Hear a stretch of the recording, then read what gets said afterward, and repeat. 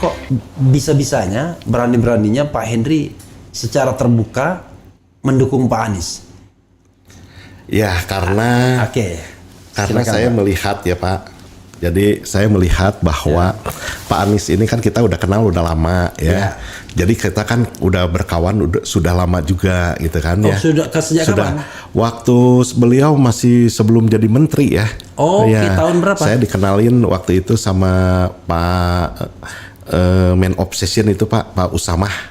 Dikenalin Pak Usamah Hisyam. Usama Hisyam. Hisyam itu anggota DPR? Bukan. Pak Usamahnya, Pak Usamah. Usama Hisyam, Usama Hisyam itu orang Golkar waktu P3 bukan, ya? jadi dia pemilik Man Obsession. I see, Man Obsession, Tapi dia politisi sebenarnya Usama Hisyam itu, bukan ya? Bukan. Bukan Usama Hisyam itu bukan ya? Bukan, Oke, silakan. Nah, jadi kita berkenalan di sana, tapi kan karena mungkin masing-masing punya kesibukan. Sekitar tahun berapa itu Pak? Itu waktu itu sebelum jadi menteri ya. Sebelum jadi menteri itu berarti di bawah 2014 berarti. Iya, masih betul, jadi rektor ya? Iya, masih waktu itu. Oke, silakan Pak. Nah, jadi kita berkenalan. Nah, dari sana juga kita suka melihat ya rekam jejak beliau gitu kan ya. Kita kenalan kan memang bukan intens lah Pak. Ya. Jadi kita juga masing-masing ada kesibukan, tapi di saat-saat itu suka bertemu, kita suka bertukar pikiran lah gitu. Ya. Nah, terus beliau waktu itu jadi gubernur juga beberapa kali kita beberapa kali bertemu ya, kita berdiskusi lah boleh dikatakan. Tapi itu kan tetap saja kan banyak orang yang kenal sama Pak Anies sebelumnya. Tetapi ketika ada fenomena sekarang kan, itu tiarap dulu biasanya. Iya. Karena bukan ya, kalau saya tuh selalu apa adanya gitu kan ya, selalu apa adanya. Jadi pada saat itu tanggal 27 Januari 2022, saya kan ke rumah Pak Anies ya, kita belum deklarasi itu ya? Belum. Waktu itu tanggal 27 Januari 2022. Saya ke rumah Pak Anies di Lebak Bulus sana ya. Terus saya bilang ke Pak Anies, waduh Pak Anies, ini siap-siap nih Pak Anies. Nanti nggak lama lagi akan dibaca preskan nih dengan salah satu partai besar Indonesia. Ya amin gitu kan. Itu Bapak tahu informasi atau Bapak berharap? Bukan, rasa dari feeling. Ya feelingnya lah gitu, dari feelingnya semua. Nah terus amin, terbuktinya sekarang bisa pasangannya bisa senantiasa selalu panggilnya amin terus. Ya. Dulu juga bilang amin ya dia. Iya, bisa pas gitu kan ya. Ini adalah, kalau menurut saya ini ada satu kecocokan lah. Chemistry ya. Iya. Oke. Pak Henry, maaf. Kalau sehari-hari berusaha di bidang apa Pak? Saya di bidang perhotelan. Perhotelan ya. Kemarin itu kan waktu di Najwa Shihab UGM. Kan Pak Anies sendiri yang melontarkan pengusaha-pengusaha yang mau mendukung dia tiba-tiba banyak yang diutak-atik gitu ya. Pajaknya lah apanya gitu. Saya bingung nanyanya. Bapak merasakan hal yang sama atau so far lancar-lancar aja? Lancar ya? Enggak. Ya, jadi mudah-mudahan saudara sekalian, siapapun yang sedang berkompetisi itu fair ya. Jadi orang biasa aja kan, ada yang mendukung A, mendukung B, mendukung C. Yang penting kan sesama anak bangsa toh. Siapapun yang menang begitu. Setelah tanggal 27 itu ada kegiatan Pak Henry dan teman-teman lagi Pak. Tadi saya lihat video soalnya. Iya, jadi kita pada saat itu tanggal 26 Agustus ya. Tanggal 26 Agustus. Jadi waktu kita bertemu dengan tokoh-tokoh Tionghoa, dengan tokoh-tokoh Tionghoa di Kota Bandung ya. Jadi awalnya dari sana tanggal 26. Memang tadinya kan belum mencair gitu kan, belum mencair. Banyak yang ya masih seperti yang tadi Pak Refli katakan gitu, masih ragu-ragu gitu kan ya. Jadi pada saat itu saya bilang ke kawan-kawan semua, ayo kita tidak kenal kan maka tidak sayang gitu kan, seperti peribahasa. Nah dari sana kita Pak Aniesnya datang di Yayasan Dana Sosial Priangan ya, YDSP lah di Kota Bandung. Tanggal berapa aja Pak? Tanggal 26 Agustus. 26 Agustus 2023. 2023 kemarin. Oke, baru berarti ya. Ya, jadi dari sana ternyata mencair gitu, bagus gitu, tanggapannya sangat luar biasa. Berapa orang waktu itu yang hadir? Kurang lebih di sana 300-an orang lebih. Tionghoa. Ya, orang Tionghoa. Ya, mayoritas semua Tionghoa. Memang karena kita mayoritas atau semua? Rata semua lah ya, boleh dikatakan semua. Karena kita tahunya kan masing-masing diberikan buku ya. Di buku Pak Anies gitu, buku kenang-kenangan dari Pak Anies. Jadi semuanya kurang lebih yang datang 300-an orang lebih gitu. Karena buku itu terdistribusi seperti itu ya. Betul. Nah, terus bergulir dari sana.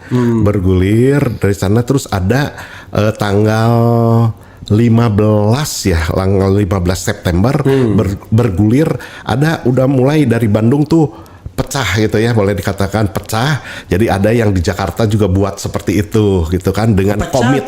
Jadi maksudnya tuh jadi mulai rame gitu kan. Jadi kalau boleh dikatakan sudah mencair lah gitu kan ya. Kalau Bisul tuh pecah ibaratnya. Iya, udah mencair bahwa jadi Pak Anies tuh bukan seperti yang dibayangkan gitu, intoleran gitu, bukan gitu kan ya, dengan pidatonya apa semua kan, dengan rekam jejaknya juga kita kan mendapat diberitahu kan ya, gitu. Dan juga Pak Anies kan berpidato tadi kan, pidato. The best predictor dari Anda adalah rekam jejak. Kalau misalnya Anda mengatakan toleran atau enggak misalnya, bisa aja kita ngarang kan. Betul. Tapi rekam jejak itu tidak bisa bohong kan. Gitu. Dan yang sangat menyentuh di hati orang Tionghoa semua ya Pak ya, kita melihat atau mendengarkan langsung dari Pak Anies mengatakan kita udah bukan lagi mayoritas atau minoritas. Kita masuknya bukan, kita tidak tidak melihat minoritas lagi katanya, tapi menjadi golongan. Golongan itulah yang dulu orang-orang kita golongan memang zaman dulu kan ketika kemerdekaan orang tidak melihat mayoritas minoritas. Ada golongan kelompok gitu, golongan lah. Artinya golongan itu memang punya identitas masing-masing, tetapi tidak dihitung dari jumlahnya gitu. Betul. Silakan Pak, terus Pak. Ya, karena saya melihat langsung dan mendengar langsung gitu ya, rasanya kita tuh tidak fair ya kalau seandainya kita hanya mendapat berita-berita dari sosmed lah, hoax lah, apa semua kita framingnya seperti apa gitu ya. Maka itu Pak, saya Henry Husada jadi langsung terlibat, terbuka seperti ini gitu kan ya. Setelah itu Pak ya, apakah Bapak bergabung dengan satu relawan, simpul relawan, atau Bapak berkampanye di golongan Tionghoa, atau Bapak membuat satu organisasi atau apa? Tidak Pak, kita tidak membuat organisasi, tapi kita membantu relawan-relawan juga gitu kan ya, membantu relawan dengan timnya Pak Anies gitu kan. Ya karena memang kan masing-masing orang kan perannya berbeda-beda. Justru di antara peran itu ada peran logistik yang tidak bisa disepelekan kan. Bagaimana kegiatan-kegiatan itu harus dilakukan dan semuanya kan pasti berbiaya mahal kan. Ke depan apa yang ingin Bapak lakukan Pak?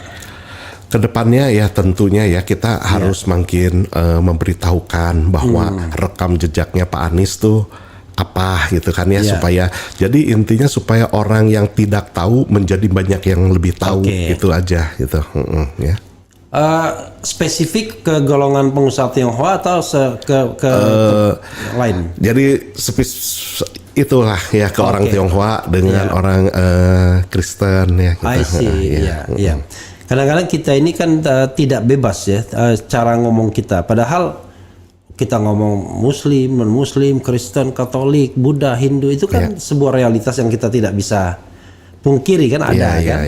Tionghoa, Jawa, Batak dan lain sebagainya. Kan kita kan tidak bisa memilih untuk lahir dari golongan mana. Betul itu. Itu kan sudah given ya kan. Iya. Oke. Sejauh ini Pak, tanggapannya gimana dengan teman-teman pengusaha Tionghoa? Ya seperti yang tadi saya sampaikan Pak, mulai dari tanggal 26 Agustus itu udah mulai mencair gitu kan ya. Kita harapkan juga ini menjadi makin hari makin baik gitu kan ya. Ini saya kasih link ini kepada salah seorang pengusaha juga ya, yang kemarin minta kenalkan sama Pak Anies, yang ya mungkin masih ragu-ragu dan lain sebagainya ya, masih khawatir, biar dia tahu tuh. Jadi Pak Henry, apa yang Bapak lihat dari Anies? Jadi saya melihat dari sosok dari Pak Anies tuh kan ya, beliau kan udah intelektual ya Pak, ya. Terus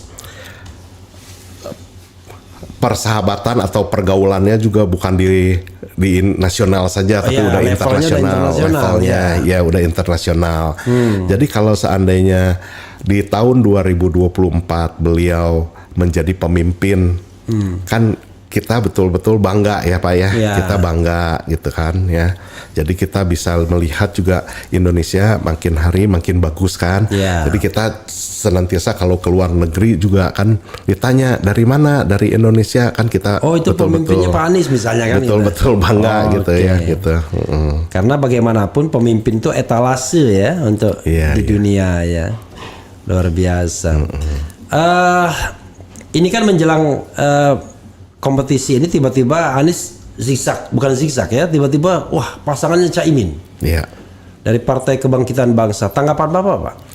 Kan sebelumnya pasti Bapak waktu Agustus itu kan belum ada, masih jomblo dia kan ibaratnya kan. Iya, betul. Nah, begitu tanggal 2 September itu sudah deklarasi, 2 atau 3 September sudah deklarasi. Saya juga hadir di deklarasi waktu di Surabaya. Oh, hadir juga gitu.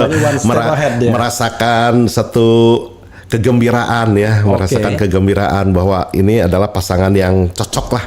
Ya, alasannya cocok. Pak? Alasannya ya boleh dikatakan ini Pak Anies, terus PKB juga kan kita ketahui sendiri kan modern gitu kan ya. I see. Jadi Bapak merasa bahwa justru itu bukan PKB dan Caimin bukan liability ya, tetapi bukan. Justru partner ya, partner yang baik gitu, saling mengisi gitu, cocok gitu ya. Lebih optimis Pak dengan pasangan Anies? Sangat optimis ya. Banyak orang yang mengatakan bahwa Pak Anies ini kalau mau didebatkan sama calon-calon lainnya udahlah bisa lewat tuh calon-calon lainnya kalau mau berdebat konsep, adu gagasan dan lain sebagainya. Tapi yang bisa mengalahkan Pak Anies ini kecurangan. Nah sejauh mana Pak Bapak concern di hal ini? Karena kalau kita bicara tentang kecurangan kan ya ada dua hal kan, manusia dan teknologi yang bisa melakukan itu kan. Tapi teknologi kan digerakkan manusia pastinya kan. Itu ada perhatian ke sana Pak. Misalnya Bapak untuk ambil bagian dalam tim pemenangan walaupun tidak formal atau apa? Jadi kalau seperti itu kan kita mau berbicara lebih lanjut lagi gitu dengan tim gitu kan ya, bagaimana karena belum sampai ke sana gitu kan ya. Jadi Bapak posisinya sekarang ini baru sebatas teman ya yang mau membantu, terutama para relawannya dan yang lain-lainnya ya. Sorry. Terima kasih Pak. Terima kasih. Gitu Nah, kita tahu bahwa itu Bapak bilang itu nanti selanjutnya ya, Bapak bilang kan. Tetapi ada niat ke arah sana Pak untuk berpartisipasi lebih dalam hal semua ini. Kita akan berpartisipasi di mana ya kan, kita juga kan saya kan dari apa namanya itu kan dari bisnis ya sekarang saya juga ingin membantu. Kalau mau minum apa sih yang bisa menjadi masukan dari kami gitu kan ya, terus apa yang kita bisa kerjakan itu senantiasa selalu bergulir gitu kan ya, pertemuan dengan para tim nih. Oh, intinya adalah Bapak tidak diam aja ya? Ya, bukan. Aktif ya. Aktif menggalang dan aktif juga interaksi dengan tim gitu ya. Betul. Oke. Oh itu Bandung aja atau Jakarta? Oh tapi Bapak lebih banyak di Jakarta sekarang? Sekarang kan saya banyak tinggal di Jakarta Oke. ya. Nanti mungkin banyak berkiprah juga di Jawa Barat. Oh di Jawa Barat. Di Jawa Barat. Ya karena Jawa Barat kan besar pemilihnya kan paling besar malah. Pak Henry nggak keberatan kalau saya membacakan komentar-komentar Sobat RH yang sudah masuk? Ya, nggak apa ya? Baik komentar baik maupun komentar yang sangat baik.